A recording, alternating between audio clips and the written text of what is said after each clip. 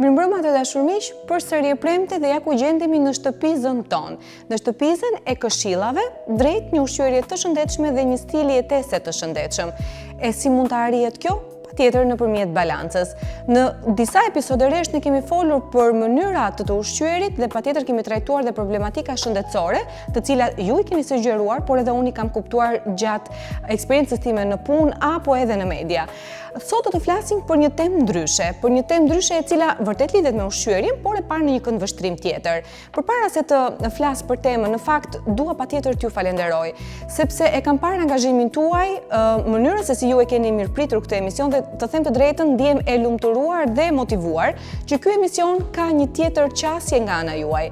Ndoshta sepse me sa duket e pas kam gjetur atë pikën kyçe ku vërtet duhet të shpjegojmë dhe të japim këshillat e duhura. Ajo çfarë kam kuptuar është që unë nuk kam të bëj me një thjesht audiencë e cila ndjek një emision apo mbush pas ditën e saj, por kam të bëj me një komunitet besnik i cili krahas këshillave që merr, i zbaton ato dhe ndërvepron, duke dhënë her pas here ide, duke dërguar mesazhe, duke dërguar pyetje, por herë edhe duke sugjeruar tema. Dhe kjo është diçka shumë pozitive për mua dhe patjetër që ju falenderoj, sepse kështu edhe më motivoni për të menduar dhe për të krijuar tema vërtet interesante, e ndoshta mbas këtij episodi apo mbas këtij emisioni të balancë të kemi mundësinë të krijojmë të tjera emisione që janë po kaq të rëndësishme për interesin tuaj. Në fakt, emisioni Balancë kur u krijua nuk kishte për qëllim vetëm këshillimi, sepse rrjetet sociale, media, rubrika të ndryshme televizive, revista apo gazeta e kanë bërë këtë gjë. Herëherë dhe e kanë konfuzuar po themi njohurit apo këshillat mbi shëndetin, por gjithsesi ne jemi këtu për të vendosur ekuilibër dhe balancë edhe në këshilla, por mbi të gjitha, për të krijuar një komunitet të ndërgjegjësuar. Dhe kam kuptuar që Balancë në këtë rast ka funksionuar dhe si një institucion, po e konsideroj kështu, të ndërgjegjësimit, të mënyrës të jetuarit, të dashurisë për veten, të dashurisë për trupin ton dhe patjetër për të zbatuar të gjitha këshillat, por pa e tepruar dhe pa krijuar stres. Unë e kam vënë re që shumë herë individët kur gjenden në regjime ushqimore kanë edhe stresin që e mbartin me vete. Pikërisht në Balancë do të mësojmë si të ndjekim një regjim ushqimor pa ndjer absolutisht stres dhe për ta dashur veten ashtu siç jemi. Dua t'ju rikujtoj që ne jemi të bukur ashtu siç natyra na ka krijuar dhe pikërisht duhet ta respektojmë këtë qenien ton, duhet ta respektojmë trupin ton me përmasat që ka, me format që ka, me mënyrën se si është i ndërtuar ai, por duke mos e harruar që dashuria për veten duket dhe në respektin që kemi ndaj tij. Dhe nëse ne arrijmë të menaxhojmë sasinë e ushqimit, ne mund të menaxhojmë çdo lloj sforcoje tjetër në jetë, sepse dihet që ushqimi është një tundim shumë i madh dhe herë edhe na del nga kontrolli sasia apo lloji ushqimeve që ne konsumojmë. Kështu duke ju falenderuar sërish, po duhet të rikthem edhe një herë në temën që kishim për të lançuar. Shpesh ne mendojmë se çdo ushqim që vendoset në tryezën tonë mund të jetë i duhuri, ose mendojmë se vetëm zgjedhja e një kategorie të caktuar ushqimesh mund të ndikojë në shëndetin tonë. Por duhet patjetër që ne ta vendosim tek një herë pas here dhe të mos e harrojmë. Se ajo çfarë vërtet ka rëndësi është mënyra se si balancojmë vaktet dhe brenda vakteve pjatën tonë. Nuk është e nevojshme të krijojmë shumë bukuri në pjatë. E rëndësishme është që të kemi ngjyra në pjatë. Dhe ngjyrat në pjatë nuk janë thjesht për të modeluar pjatën tonë, por janë për të treguar se sa shumë vlera në nutrient kemi aty. Nëse ngjyrat do të kishin fjalë, do të kishin folur vërtet dhe do të na kishin dhënë mesazhe shumë bukura, sepse çdo ngjyrë në fakt është një element, është një nutrient, është një antioksidant, është një mineral, është një vitamin, është një kombinim. Dhe kështu, duke qenë të kombinuara në formë të tillë, ne vetëm nuk shohim ato çfarë është e dukshme, por mund edhe të komunikojmë me ushqimin nëpërmjet ngjyrave. Në një episod tjetër kam menduar që t'u tregoj çfarë duan të thonë këto ngjyra. Por sot le të ndalemi tek çfarë do të thotë që ushqimin ta hedhim, apo të blejmë të paduhurin, apo të shkojmë dhe të konsumojmë ushqime të cilat nuk janë jashtëtinës. A është keq kjo vetëm për shëndetin ton, apo nëse e shohim në një këndvështrim tjetër, ky mund të jetë një dëm më i madh sa i takon edhe planetit. Kur e mendojmë kështu, na duket sikur po flasim për gjëra më të mëdha se sa mund të kuptojmë apo mund të veprojmë. Por mund të t'ua thjeshtësoj pak duke ju thënë se në fakt çdo ushqim që ne konsumojmë ka një rol të caktuar jo vetëm në organizëm, por edhe në ekosistem. Çfarë do thotë kjo? Nëse ne konsumojmë një ushqim i cili kërkon pak punë prej tokës, pra kërkon pak punë prej bujkut, më pak pesticide, më pak lëndë kimike, atëherë do të thotë që ky ushqim është edhe më i shëndetshëm, më i pasur dhe i rritur në formë natyrale. Shpesh ndodhemi në pyetjet çfarë të gatuajmë, po çfarë të kombinojmë, po cilat janë ushqimet që janë të shëndetshme, po cilat janë ushqimet që mund t'i pëlqejnë gjithë familjes, dhe gjithmonë janë anvisat ato që gjenden përballë kësaj pyetje dhe herë marrin edhe mendime nga mikeshat e veta apo i drejtojnë Instagramit dhe rrjeteve të tjera sociale ku në fakt ka receta pafund. Mos u stresoni kaq shumë. Gjithçka është në shtëpinë tuaj. Gjithçka është afër zonës ku ju banoni. Gjithçka është brenda Shqipërisë. Ne ndonjëherë për t'ju përshtatur modeleve që shohim, ne duhet të marrim ushqime të cilat mund vinë nga larg, ushqime të cilat ndoshta nuk janë të stinës, apo ushqime të cilat kanë qëndruar gjatë në dhoma frigoriferike, e ndoshta herë edhe me konservant për të ruajtur atë pamjen e bukur, ngjyrën edhe aromën. Po a ka vërtet vlera ky ushqim? Këtë do të zbulojmë sot. Dhe në fakt do t'ju jap dhe një kuriozitet që ndoshta do të duket pak i egzageruar, por jo siguroj që është i tillë. Unë në fakt jam duke folur këtu për ushqime të tilla si drithrat dhe bishtajat. Gjithë secili nga ne në shtëpinë e vet do ta ketë patjetër një drith apo një bishtaj. E mira është që ne të krijojmë shumëllojshmëri në ushqyerjen tonë. E mira është që ne të krijojmë diversitet në vakte. Në këtë lloj mënyre jo vetëm furnizohemi me elementet kryesorë që na japin energji, por marrim edhe mikronutrientët, pra mineralet, vitaminat, edhe patjetër edhe lëngjët, pra ujin, të cilat nuk duken dhe nuk ndoshta shijohen, por ama janë këta promotor të energjisë dhe të gjitha zhvillimeve biokimike në organizmin tonë. Unë jam shumë e lumtur që e ndaj këtë temë me ju dhe jam shumë e lumtur po ashtu që krahas jush që na ndiqni nëpërmjet YouTube-it apo TikTok-ut, ne dëgjohemi edhe në valët e Alb Radio në Zvicër. Është një privilegj vërtet i madh që të kem mundësinë që zëri im të përçohet jashtë Shqipërisë, edhe në diasporë, aty ku ndodhen gjithë ata shqiptarë të cilët janë larg familjeve të tyre dhe pak zë Shqipëria do t'ju bënte shumë mirë. Traditat ku ata jetojnë ndoshta ndryshe nga Shqipëria dhe patjetër ajo aroma e këndshme e tavolinave shqiptare mungon atje. Por të paktën të kemi mundësinë që nëpërmjet këtij emisioni të japim disa këshilla, disa mënyra për ta rikthyer edhe një herë traditën edhe pse në vend të huaj. Kështu që faleminderit Alb Radio që e pranove këtë bashkëpunim dhe na dhe mundësinë që të dëgjohemi edhe në Zvicër, madje edhe në të gjithë diasporën. Kështu për t'u rikthyer edhe një herë drithrave dhe bishtajave, doja t'u thoja se janë ushqime të cilat jo vetëm janë të ngarkuara me vitamina, minerale dhe antioksidant, patjetër edhe me fibra, por kanë një nivel të vlefshmërisë edhe për tokën. Këto janë produkte të cilat nuk e mundojnë tokën, nuk e mundojnë fermeri, nuk kërkojnë pesticide, nuk kërkojnë elemente të tjerë për të rritur shpejt apo për të krijuar sasi. Dhe nga ana tjetër bëjnë këmbim të lëndëve në tokë duke pasuruar dhe furnizuar tokën edhe më shumë me kriprat e nevojshme për rritjen dhe zhvillimin e këtyre bimëve. Kur mendojmë për drithrat, mendojmë sikur vetëm orizi është ai i cili mund të kombinojmë, apo ndoshta makarona, duke qenë që është një nën produkt i grurit, por unë ju siguroj që drithrat janë pafund. Ne mund të kombinojmë fare mirë kuskus, bollgur, amaranth, mel dhe edhe kinoa, e cila edhe pse konsiderohet një pseudodrith, përsëri është një vlerë e shtuar e tryezave tona. Duhet ju rikujtoj që kur flasim për drithra, ose kryesisht për makaronat edhe për orizin, shpesh kemi dhe konfuzion, sepse normalisht kur flasim për ushqime të cilat janë të pasura me karbohidrate, kemi merakun e shtimit në peshë, e sëmundjeve kardiovaskulare, e diabetit, apo sëmundjeve të tjera të cilat lidhen kryesisht me sistemin imunitar, por jo vetëm. Por nëse ne bëjmë atë zgjedhje në dur e marrjes së orizit kaf, apo makaronave integrale, apo produkteve të tjera të sipërpërmendura, jo vetëm që nuk shtojmë në peshë, por përkundrazi ndihmojmë nivelin e sheqerit në gjak të balancohet, dhe patjetër të ruajmë nivelin e kolesterolit, i cili pastaj nëse del jashtë kontrollit do të na krijonte vërtet probleme të hipertensionit arterial apo ndoshta edhe të sëmundjeve të zemrës nëpërmjet rritjes jo vetëm të kolesterolit, por edhe të triglicerideve, të cilat janë vërtet të rëndësishme për tu ekzaminuar her pas here. Ndonjëherë sëmundjet vijnë edhe pas simptoma dhe pikërisht aty kur gjërat janë të heshtura, ne duhet të kontrollojmë për të kuptuar a jemi në rregull, a është gjithçka mirë në organizmin ton, dhe në momentin që ne shohim manifestime, do të thotë që ka ardhur koha për t'i kuruar. qëllimi i regjimeve ushqimore, qëllimi i emisionit balans është t'ju mësoj ju të parandaloni.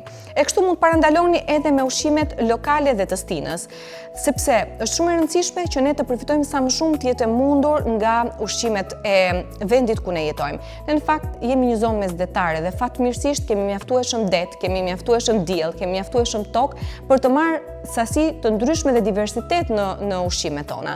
Kështu që fokusohuni në ushqimet lokale dhe stinore, sepse në këtë mënyrë, duke qenë se ato prezantohen me ekstremitete të temperaturave, ndoshta të insekteve, apo herëherë edhe të kimikateve, u duhet të zhvillojnë disa mbrojtës, pra disa ushtarë të cilët do ta ruajnë bimën të rritet e bukur dhe e shëndetshme për ne.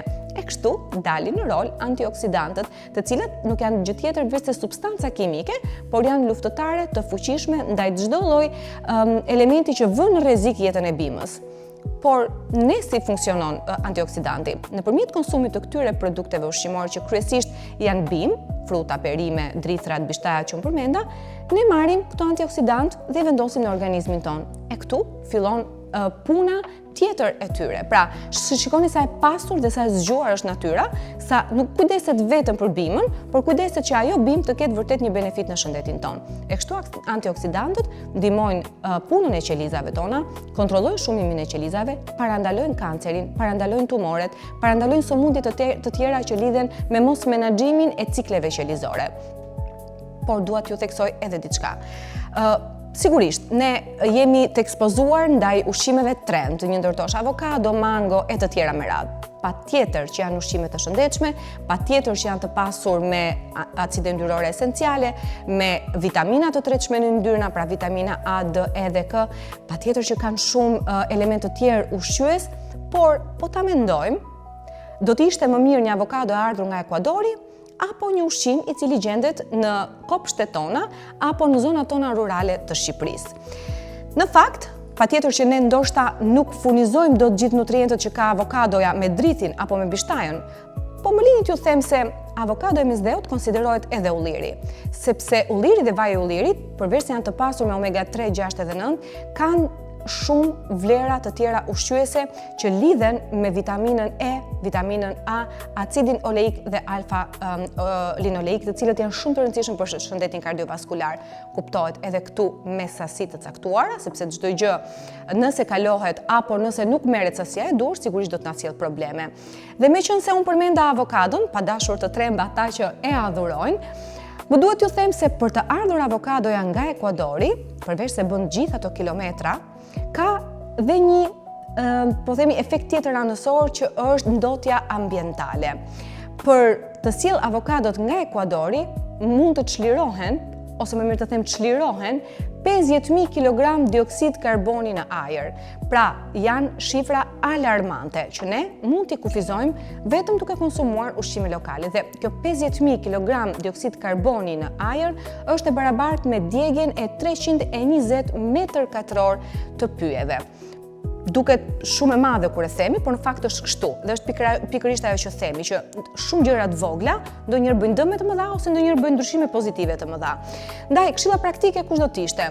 Ti fokusohemi në ushqimeve që ka stina, duke frekuentuar tregjet afër zonave rurale apo tregjet e frutave e perimeve të cilat janë të kontrolluara dhe të vendosura në fakt në një ambient të sigurt, larg kontaminimeve, dhe të sigurojmë në shportën tonë ushqimore ushqime të cilat janë të nevojshme për shtëpi, se ndonjëherë edhe abuzojmë duke marrë sasi të shumta me idenë se ndoshta i gjejmë në një çmim më të lirë apo ndoshta nuk kemi kohë gjatë javës për të bërë përgatitjet e shportës së shtëpisë. Ndaj, duhet t'ju siguroj dhe duhet t'ju shpjegoj se sa e rëndësishme është që të menaxhojmë pikërisht blerjet, sepse nëpërmjet menaxhimit të blerjeve, ne kemi mundësinë që të ulim kostot, por nga ana tjetër dhe të shmangim ndotjen e ambientit.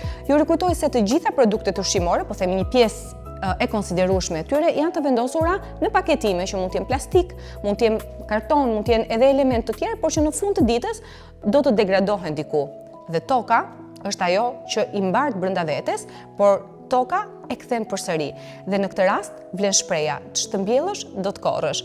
Ndaj është shumë e rëndësishme të kuptojmë thelbin e gjithçkaje që tham dhe të kemi mundësinë të respektojmë ambientin ku ne jetojmë, duke bërë zgjedhje fare të vogla, fare të thjeshta që nuk na kushtojnë, por që nëse i vëm theks apo nëse tregojmë disi më të kujdesshëm, jo vetëm që do të jetojmë të shëndetshëm, por do të trashëgojmë një mjedis dhe një tokë të shëndetshme edhe shumë pjellore. Ne folim sot për rolin e ushqyerjes në shëndet, por mbi të gjitha në ekosistem dhe rëndësinë që vërtet ka mënyra se si ne menaxhojmë blerjet edhe ushqimet tona apo konsumin e tyre dhe menaxhimin në shtëpi. Është shumë e rëndësishme të kuptojmë, ndërkohë që ju dërgoni pyetjet tuaja, është shumë e rëndësishme të kuptojmë disa detaje dhe se si në fakt kaq praktikisht ushqimet ndikojnë në ekosistem. Për të bërë pyetjet, ju rikujtoj që duhet të drejtoheni në kanalin e YouTube Balance by Hyrida. Aty do të shkruani në komente apo në chat pyetjen që ju shikoni të arsyeshme për këtë temë apo ndonjë temë e cila mund të lidhet me atë çfarë po trajtojmë sot. Ndërkohë emisioni shihet edhe në TikTok dhe patjetër dëgjohet në Alb Radio në Zvicër të dielave prej orës 13. Pra, siç po thoja, duhet të kuptojmë që kemi nevojë për disa element, kemi nevojë për disa minerale, vitamina, po ku gjenden dhe si janë dhe çfarë rëndësie kanë këto për shëndetin global, po quajmë kështu. Marrim vitaminën C, një ndër vitaminat më të përfolura, një ndër vitaminat të cilat vërtet vlen të jetë kaq në fokus, sepse është një ndër barierat kryesore të sistemit tonë imunitar dhe fatmirësisht gjendet në shumicën e ushqimeve. Në fakt tek ushqimet të cilat janë të ngrira, vitamina C mund të humbas disi, duke qenë që nuk e duron dot temperaturat ekstreme, kryesisht ato të ultat, dhe patjetër që mund të denatyrohet ose mund të mos jetë në efektshmërinë e saj në 100%. Po sikundër thash, natyra e ka kthyer, po themi, këtë mungesë në një tjetër benefit duke e vendosur vitaminën C në çdo produkt. Dhe është po aq e zgjuar sa pikërisht në stinën e vjeshtës dhe të dimrit ne kemi pafund ushqime që e përmbajnë këtë vitaminë. Pse? Sepse në fund të ditës, ne në dimër kemi sasi të larta të virozave, kryesisht të rrugëve respiratore, sepse në verë ndryshojnë virozat, ndërkohë në dimër kemi nevojë për këtë barrierën që vitamina C na ndihmon për ta forcuar sistemin tonë imunitar.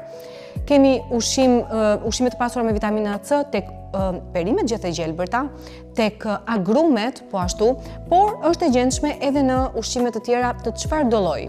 Ajo çfarë është e rëndësishme është që vitamina C nuk bën vetëm rolin e mbrojtjes të sistemit imunitar, por na ndihmon edhe të dukemi të bukur, si nëpërmjet prodhimit të kolagjenit. Duhet ta pranojmë që vjen një moshë e caktuar që trupi nuk e prodhon kolagjenin në mënyrë natyrale, kështu që na duhet her pas here ta stimulojmë atë. Patjetër që mund të marrim edhe lëngun e kockave, për të cilët ne kemi folur shpesh që ka një rol shumë të madh në rigjenerimin qelizor dhe patjetër në prodhimin e kolagjenit, por nëse i hedhim edhe pak limon që përmban vërtet sasi të larta të vitaminës C, ne ndihmojmë përthithjen dhe sintetizimin e kolagjenit. Po ashtu është shumë e rëndësishme që vitamina C të konsumohet dhe tek ata individ që kanë probleme me nivelin e hekurit në gjak. Të gjithë individët që ndoshta suplementohen me hekur apo acid folik, duhet patjetër të bashkëshoqërojnë një frut, pra agrum, apo të vendosin një lloj suplementimi të vitaminës C. Sa i takon suplementeve, duhet të kuptojmë diçka. Sigurisht që suplementi është një element që do të na ndihmonte në raste të caktuara kur vërtet mjeku e sugjeron dhe kur vërtet ne kemi deficienca. Por, duhet ju rikujtoj se sa më shumë suplemente të përdorim, aq më pak i japim mundësi organizmit tonë të sintetizojë në mënyrë natyrale dhe aq më shumë krijojmë probabilitet apo mundësi për ndotje ambientale. Ne e dim që kontenierët që përmbajnë këto kapsula, vitamina apo ndoshta ampulla janë elementë të cilët duhet të degradohen diku dhe patjetër që është toka ajo që i mban në kurrizin e saj. Dhe sa më pak suplemente dhe shumë më shumë ushqim, ne do ta ndihmonim veten tonë edhe tokën po ashtu. Jemi në stinën e dimrit dhe në fakt vitamina D bëhet nga ato vitamina cilat na kushtëzohet, sepse ekspozimin ne kemi më të pakët në diell, duke qenë që jemi gjithkohës në punë apo në aktivitete të ndryshme, por edhe në fakt stina e dimrit nuk e favorizon diellin shumë shpesh, edhe pse në Shqipëri jemi me fat, por gjithsesi është e kufizuar marja. Ndaj duhet të fokusohemi te ushqimet të cilat vërtet e përmbajnë në sasi të mëdha. Për fatin e keq, le ta quajmë kështu, vitamina D ndodhet në pak ushqime, ndodhet tek ushqime të cilat janë gati 10%. Pra, 90% duhet ta sintetizojmë patjetër nga dielli dhe 10% duhet ta sintetizojmë nëpërmjet ushqimeve. E kështu, ushqimet të cilat përmbajnë vitaminën D janë kërpudhat, të cilat janë shumë të shëndetshme dhe nga ana tjetër janë shumë të aksesueshme edhe për fëmijët sepse kanë një shije neutrale dhe kjo nuk e prish shijen e një ushqimi që ndoshta ne do donin t'ua jepnin fëmijëve, përjashtoi individ të caktuar që mund të kenë alergji apo toksikohen nga kërpudhat. Po ashtu veza, një ushqim shumë i dashur dhe për fëmijët dhe për të rriturit, një ushqim i cili mund përshtatet në çdo vakt për masasit konsiderueshme të vitaminës D, e të mos harrojmë kefirin dhe kosin. Dy produkte të cilat janë të preferuarit e mi po patjetër, por edhe të gjithë klientëve të mi sepse nuk harroj kur t'i vendos në regjimet ushqimore. Kjo sepse kosi dhe kefiri përmbajnë sasi të larta të laktobacileve. Pra janë ushqime që e ndihmojnë zorrën tonë të jetë e shëndetshme. Dhe dua t'ju them se në fakt çdo sëmundje fillon nga zora, dhe këtë nuk e them unë, e ka thënë Hipokrati shumë vite më parë, por ja që vazhdon të jetë në funksion dhe në vlefshmëri kjo shprehje. Nëse bariera ose le të themi shtresa e brendshme e zorës tonë është e dëmtuar, sigurisht ne nuk kemi mundësi që të përthithim nga ushqimet vetëm mineralet dhe vitaminat, por do të marrim ndonjëherë edhe toksinat apo radikalet e lirë. Kështu që të kujdesemi që të shtresë të zorës ta kemi të shëndetshme, duhet të vendosim ushqime që mbajnë sasi të larta të probiotikëve dhe kefiri, kosi, kumullat e thata dhe kombucha gjithashtu është një element shumë i mirë për rritjen e sistemit imunitar, për rritjen e mikroflorës intestinale dhe për forcimin e shëndetit tonë. Të tre këto element, kombucha, kefiri dhe kosi, janë element të cilët na ndihmojnë dhe për hidratimin. Shumë njerëz nuk e dëshirojnë konsumin e ujit, dhe sidomos në dimër, kur temperaturat janë edhe të ulta, stimulimi i etjes është më i vogël. Kështu që nëse tregojmë pak të zgjuar në mënyrën se si konsumojmë vaktet tona, atëherë nëpërmjet këtyre tre produkteve të sipërpërmendura, njëkohësisht hidratohemi, marrim mineralet dhe vitaminat, e ndërkohë edhe probiotikët. Kështu, i gjithë organizmi është i kënaqur pa hatërmbetje. Dhe nëse i referohemi zinkut, në fakt ne flasim shpesh për antioksidant, flasim shpesh edhe për minerale, por harrojmë të përmendim disa të cilët konsiderojnë gjurmë, por janë esencial për organizmin tonë, dhe një ndërto është magnezi dhe zinku. Kryesisht persona të cilët kanë sëmundje autoimune si kundër diabeti, psoriazis, lupus e të tjera me radhë, kanë nivele të ulta të zinkut. Kështu është shumë e rëndësishme që nëpërmjet ushqimeve që e përmbajnë atë, pra si frutat arrore, fasulet, dritrat, ne në një farë forme e marrim zinkun dhe në formën e tij të lirë, por ai ka aftësinë që të lidhet me oksigjenin për të formuar oksidin e zinkut, duke e ndihmuar kështu organizmin tonë të jetë i shëndetshëm dhe të largojë radikalet e lirë. Por zinku në këtë rast ndihmon edhe shëndetin e lëkurës, të skalpit të kokës dhe patjetër të thonjve dhe të gjithë elementeve mbrojtës ose barierave të jashtme për trupin tonë.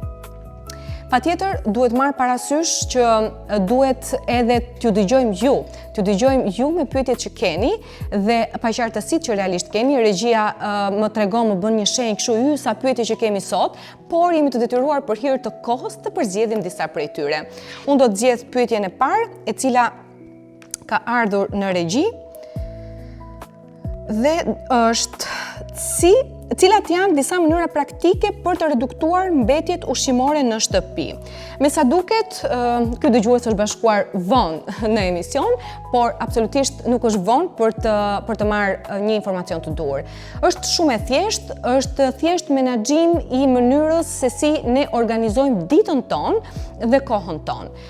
Nëse do të jemi pak më të kujdesshëm që një herë në javë të ulemi dhe të marrim një laps dhe një letër dhe të bëjmë një llogari të thjeshtë të sa personave jemi, çfarë kërkesash për ushqyerje kemi, çfarë menuje duam të zbatojmë javës që vjen dhe cilat vakte do duam të gatuajmë, ne kështu kuptojmë çfarë sasie të ushqimeve na duhet të marrim. Megjithatë, jo të gjithë ndoshta e kemi këtë prakticitet, ka të tjerë që shkojnë në market apo në tregje ushqimore, marrin ushqimet, herëherë edhe pa i peshuar, thjesht i çojnë në shtëpi. Dhe ndodh që pas 2 apo 3 ditësh ushqimet të fillojnë të kalbëzohen, ndoshta të prishen apo të zbuten dhe ndoshta nuk e kanë më atë cilësinë e momentit kur janë blerë. Në këtë rast, është mirë të jemi pak më shumë vigjilent që t'i kontrollojmë her pas here frutat dhe perimet për të kuptuar cila prej tyre është duke u dëmtuar. Dhe në momentin e parë që shohim një njoll, mund ta marrim këtë ushqim dhe ta kthejmë në diçka shumë të shijshme. Kuzhina është një ndër ato vendet e shtëpisë ku vërtet na jep mundësi për të eksploruar, për të eksperimentuar dhe për të ndjerë shefat me yll Michelin. Kjo sepse në momentin që ne arrim të kombinojmë disa ushqime, mund të krijojmë receta që ndoshta nuk kanë ekzistuar kurrë, por që mund të jenë super të shijshme dhe të shëndetshme. E kështu mund të bëjmë me mollët të cilët sapo kanë filluar të kalben, që mund të kthehen në një komposto, mund të kthehen në një reçel, në një marmeladë. Mund të marrim domatet të cilat ndoshta janë prishur pak, t'i kthejmë në një salcë shumë të mirë për gatimet tona, ose mund t'i thajmë ato për t'i përdorur në një stim tjetër kur domatet nuk i gjejmë dot. Kështu mund të ndodhi edhe me produkte të tjera të cilat ne mund t'i konservojmë, sikundër janë kastravecat, përsëri domatet, lakrat, sallatrat e të tjera me radhë. Mund të krijojmë turshi nëpërmjet të cilave jo vetëm që furnizohemi me kripra të cilat jo gjithmonë janë të dëmshme, sepse edhe këtë do duhet ta sqarojmë në një moment të dytë, por marrim edhe minerale të tjera që janë një ndihmës shumë e madhe për sistemin muskuloskeletal. Po ashtu edhe probiotikët, pra krahas tre produkteve që unë përmenda, kombucha, kefiri, kumbullat e thata, kosi, edhe fermentet e turshive, pra lakrat në formën e turshive, janë një ide shumë e mirë për të krijuar këto probiotikët, por edhe për t'i dhënë shije ushqimeve tradicionale si një pjatë me fasule, për shembull, që secili prej nesh kryesisht të dielave e ka në shtëpi. Mirë, pa dashur t'i marrim kohën edhe të tjerëve, po shohim një tjetër pyetje. Atëherë pyetja e radhës është, ky person që nga pak më shumë ekologjik edhe më pyet për si ndikon ushqimi, ose le të themi si ndikon klima në ushqimet tona. Atëherë, në fakt është një pyetje shumë e drejtë, sepse duke qenë se stinët kanë ndryshuar, ne e shohim vetë, vjeshta ishte edhe pranverë, edhe verë, edhe vjesht, edhe dimër në të njëjtën kohë, dhe patjetër ashtu siç ne jemi pak të pa organizuar me mënyrën se si do të vishemi gjatë ditës, imagjinoni ç'ndodh me klimën e ç'ndodh me tokën në raste të tilla. Ushqimet kanë një sezon të caktuar të prodhimit, të mbjelljes dhe të korrjes së tyre, dhe patjetër çdo ndryshim klimaterik, qoftë temperaturë, apo qoftë ndotje e ajrit, apo qoftë edhe mënyra se si toka është e punuar apo e ngarkuar me pesticide apo lëndë të tjera organike, ndonjëherë edhe kimike, mund të ndikojë në sasinë e prodhimit të një produkti ushqimor, por nga ana tjetër edhe në cilësinë e këtij ushqimi. Ndaj është shumë e rëndësishme që të kemi kujdesin ne të parët, sepse po t'i referohemi vite më parë, nuk ka pasur ndryshime kaq të forta të temperaturave dhe të stinëve. Stinët kanë qenë më të ndara, stinët kanë qenë vërtet me kushtet apo le të themi temperaturat që i takonin atyre muajve, ndërkohë tani deri diku janë shkrirë së bashku stinët dhe ndonjëherë duket sikur është një, ose në ndodh të jemi nga xhupi në mungë të shkurtra dhe anasjelltas. Por të gjitha këto janë ndryshime që ndikojnë drejt për drejt në shëndetin ton, në tokën dhe prodhimet që marrim prej tyre. Kështu që uroj të kem dhënë atë përgjigjen që ti prisje. Dhe pyetja e radhës, dhe besoj që do të jetë e fundit, është: a ndikon dieta me bazë bimore në uljen e kolesterolit dhe cilat janë burimet më të mira të produkteve bimore? Po, në fakt, edhe studimet e kanë treguar që një dietë ose një regjim ushqimor i cili bazohet në ushqimet kryesisht drithra, bishtaja e ushqime të tjera, fruta, perime, është deri diku më i shëndetshëm dhe më eko krahasuar me një ushqim i cili mund të bazohet në mish, në peshk e të tjera me radhë. Por kjo nuk do të thotë që ushqyera duhet të jetë patjetër vetëm bimore. Por nga ana tjetër as nuk do të thotë që nëse nuk kemi mish në pjatë, ne nuk kemi marrë proteina. Proteinat bimore të vetmen, po themi defekt që kanë, se mund ta konsiderojmë kështu, është fakti që nuk janë të pasura me 11 aminoacidet esenciale për cilat trupi ka nevojë. Por këtu tregojmë ne të zgjuar, duke vënë në zbatim gjithë këshillat që kemi dhënë në balancë, duke kombinuar 2 bim, sikundër mund të jetë një drithë edhe një bishtaj. Në këtë formë ne kemi krijuar një proteinë me të gjitha aminoacidet esenciale, pra me të 11-ta që tham, dhe të kemi fituar një proteinë e cila krahasohet në vlera me ato shtazore. Por nga ana tjetër duhet marrim parasysh që pjata jonë duhet jetë e pasur edhe me karbohidratet, edhe me yndyrnat. Pra, nuk duhet jetë fokusi vetëm tek proteinat, se duket ndonjëherë sikur këto dy elementet e tjerë i anashkalojmë apo i tejkalojmë, ose ndonjëherë edhe i paragjykojmë duke i konsideruar nutrientë të cilët na shtojnë në peshë. Të 3 makronutrientët na shtojnë në peshë, të 3 makronutrientët mund të na dobësojnë, varet si i kombinojmë ata, dhe të 3 këta së bashku kombinuar në mënyrën e duhur ndikojnë në nivelin e sheqerit në gjak dhe patjetër në kolesterol. Dhe përkundrazi, nëse flasim për yndyrna të shëndetshme si ato të peshkut, të vajtë ullirit, të gjalpit, nëse konsiderohet ose konsumohet sasi të vogla, ne e kemi rregulluar vërtet nivelin e kolesterolit, kemi minimizuar kolesterolin e keq dhe kemi rritur HDL-n, atë që konsiderohet i mirë. E kështu kemi rregulluar sistemin kardiovaskular cellular e nëpërmjet gjakut gjithë shëndetin tonë. Në fakt, në pjesën e tretë e emisionit, ju e keni vënë re që ne shpesh bëjmë një përmbledhje të gjërave që kemi folur, por nga ana tjetër edhe të elementeve që mund të kemi lënë pa shpjeguar gjatë kohës kur ishin pjesët. Sot në fakt kuptoj, kur them sot gjatë zhvillimit të këtij emisioni, kuptoj pse sa herë në media më thoshin hyrida shpejt se nuk e ka.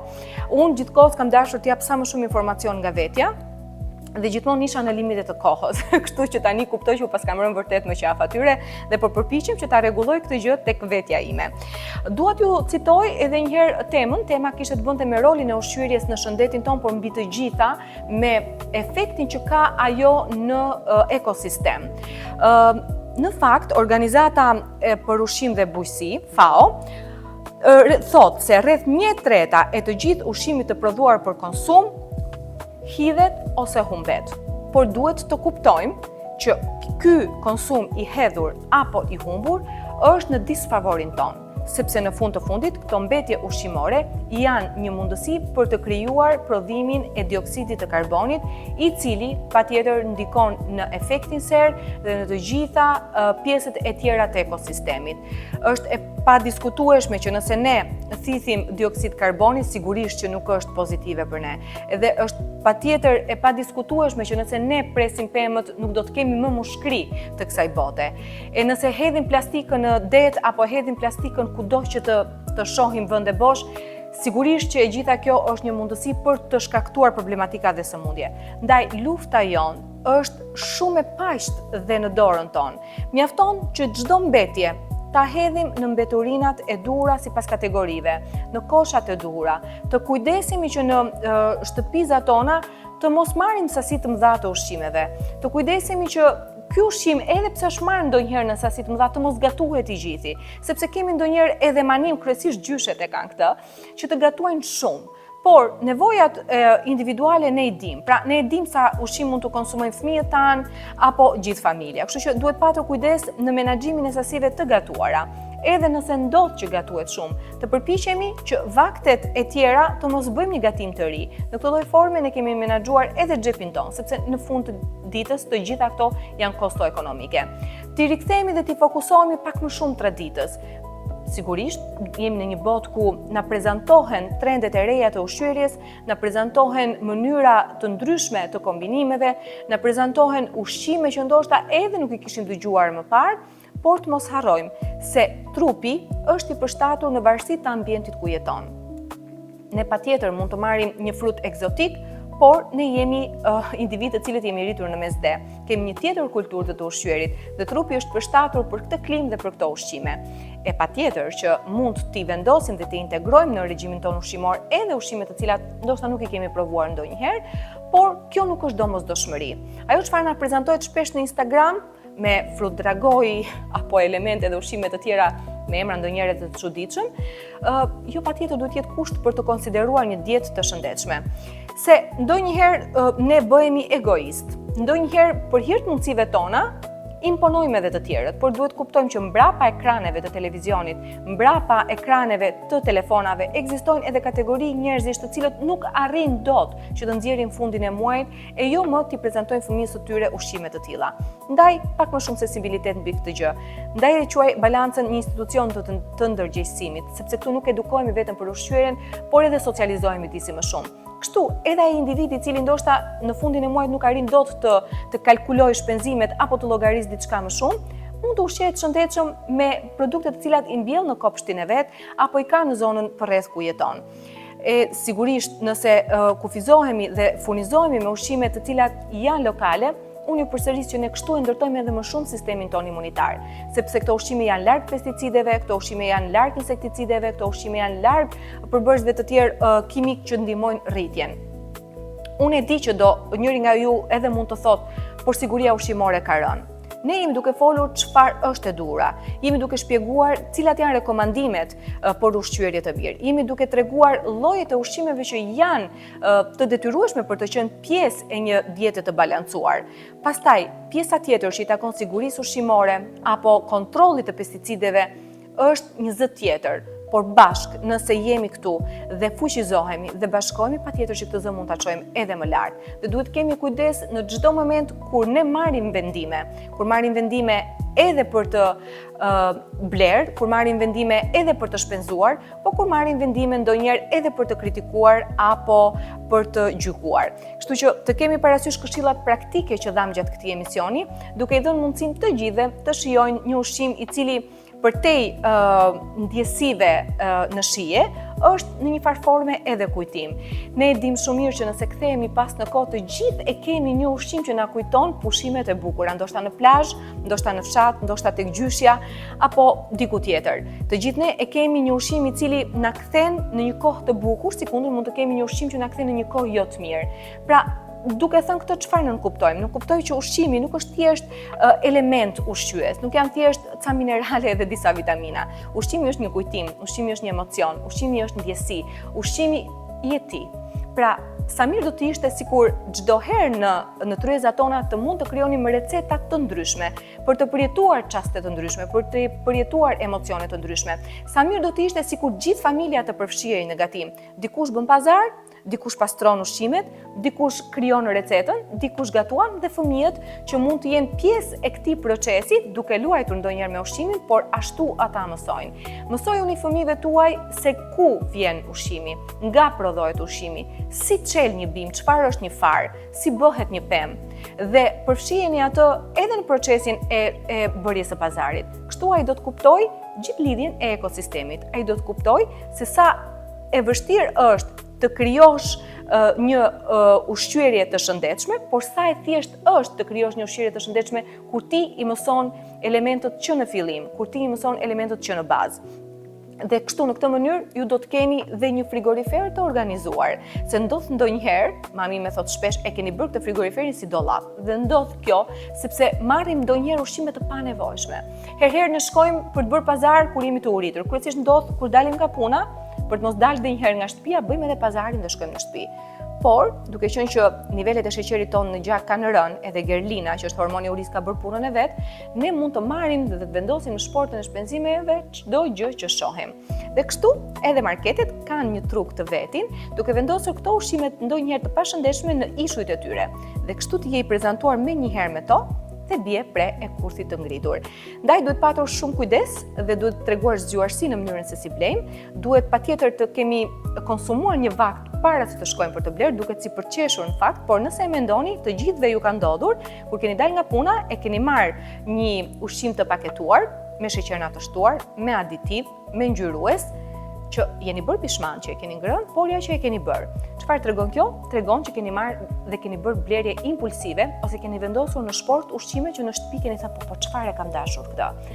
Nëse ti del me një letër që e ke të planifikuar, me një menu të përcaktuar, me një ide të qartë për vaktet e tua, atëherë është shumë e thjeshtë që ta shmangësh këtë tundim dhe të vendosësh në shportën tënde ushqime të cilat janë vërtet të dobishme dhe do të ndihmojnë ty të krijosh vërtet receta të shëndetshme, por edhe të shijshme. Ndonjëherë kemi konceptin e gabuar se të qëndrosh në dietë do të thotë që ti të shmangesh nga jeta sociale apo të shmangesh nga ushqimet e tua të dëshiruara, por nuk është kështu. Mjafton që ti të dish të kombinosh ushqimet edhe të vendosësh edhe kripën, edhe vajin, por të gjitha këto me një sasi të caktuar. Dietologët nuk janë kur kundër shijes, përkundrazi, nëpërmjet këshillave që japin për vendosjen e erëzave në pjatën tuaj, ata ju japin mundësinë që jo vetëm të shtoni shije ushqimeve, të shmangni sasinë e tepërt të kriprave, por nga ana tjetër të eksperimentoni me salcat.